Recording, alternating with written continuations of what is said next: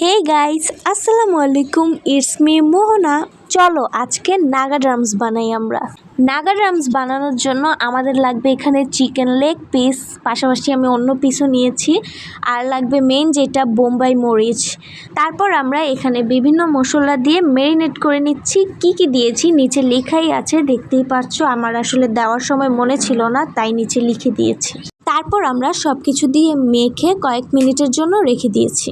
এরপর আমাদের যেটা লাগবে বিস্কিটের গুঁড়া, তো বিস্কিটের গুঁড়া ছিল না, তাই বিস্কিট দিয়ে আমি গুঁড়া করে নিচ্ছিলাম ব্লেন্ডারে। এটা সুন্দর মতো আমরা এখন ব্লেন্ড করে নিব। এইখানে আমাকে আম্মু ব্লেন্ড করে দিচ্ছিল, আর এই তো হয়ে গেছে। এভাবেই আমরা বিস্কিটটা গুঁড়ো করে নিব। তারপর একটা ডিম হালকা একটু লবণ দিয়ে মিক্স করে নিব সুন্দর মতো। এরপর ম্যারিনেট করা মাংসগুলো একবার ডিমে চুবিয়ে তারপর বিস্কিটের গুঁড়ায় সুন্দর করে মাখিয়ে নিব। এইভাবে দুইবার করে করতে হবে, তো আমি এভাবেই করতেছিলাম। সবগুলো চিকেন এভাবেই মিক্স করে নিতেছিলাম। আর নাগা ড্রামস না ঝালই হয় নাই, কারণ আম্মু বেশি বোম্বাই দিতেই দেয় নাই। আম্মু বলতেছিল যে ঝাল হলে খেতে পারবা না, এই কারণে আম্মু একদম হালকা বোম্বাই দিছে।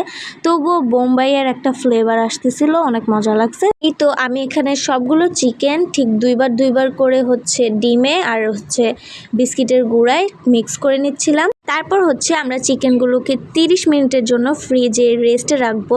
এই 30 মিনিট আমি এই খরগোশের সাথে দুষ্টামি করতেছিলাম। তারপর 30 মিনিট পর এই তো ফ্রিজ থেকে বের করে নিলাম, দেখতেই পাচ্ছ।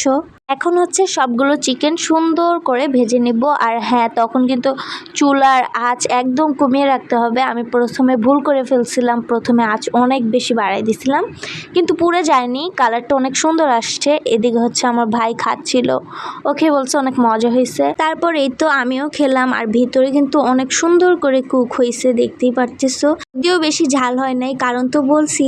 আচ্ছা, আজকের মতো এই পর্যন্ত।